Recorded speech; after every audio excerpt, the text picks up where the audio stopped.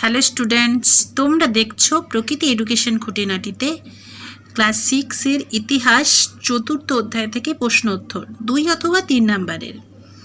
ঠিক আছে, এই প্রশ্ন উত্তরগুলি হবে পারুল প্রকাশনী থেকে। তো চলো শুরু করা যাক। দেখতে পাচ্ছ তোমরা প্রথম প্রশ্ন, রামায়ণে রাবণকে 10 মাথাওয়ালা রাক্ষস বলা হয়েছে কেন?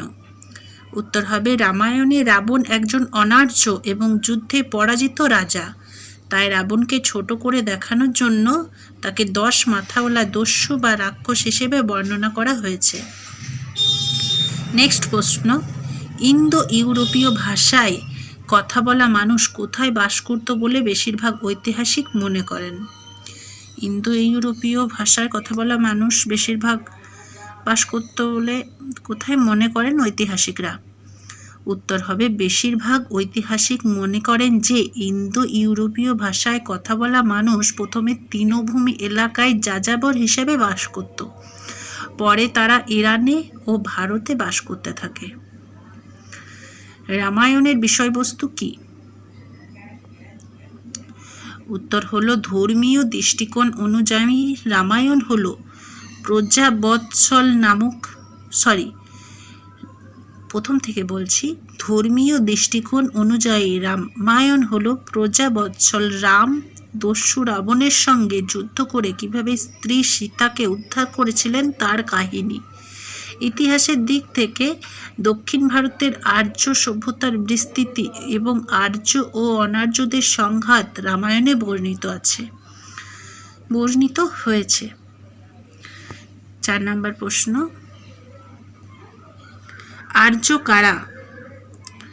আর্য কারা এ নিয়ে পণ্ডিতদের মধ্যে নানা মত আছে। একটি মত অনুযায়ী আর্য ভাষায় কথা বলতো তারা আর্য। অন্য মত অনুযায়ী খ্রিস্টপূর্ব 1500 অব্দে ভারতের উত্তর পশ্চিম সীমান্ত দিয়ে যে জাতি ভারতে প্রবেশ করেছিল তারা আর্য। 5 নম্বর প্রশ্ন, বৈদিক সভ্যতার নাম হয় কেন?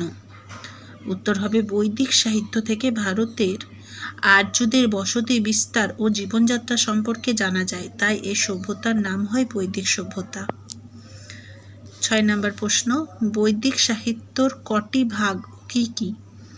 বৈদিক সাহিত্যর 4টি ভাগ, সংহিতা, ব্রাহ্মণ, আরণ্যক ও উপনিষদ। কোন সময়কে আদি বৈদিক যুগ বলে ধরা হয়?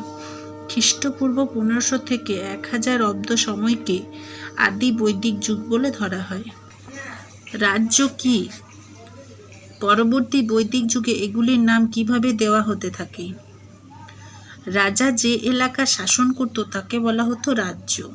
পরবর্তী বৈদিক যুগে উপজাতি বা গোষ্ঠীর নামে অঞ্চলের নাম হতে থাকে। পরবর্তী বৈদিক যুগে উপজাতি বা গোষ্ঠীর নামে অঞ্চলের নাম হতে থাকে।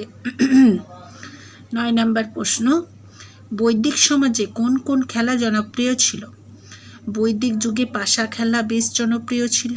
রথ চালনা ও ঘোড়ার দৌড় মানুষের মনোরঞ্জন করত। বিদত কি?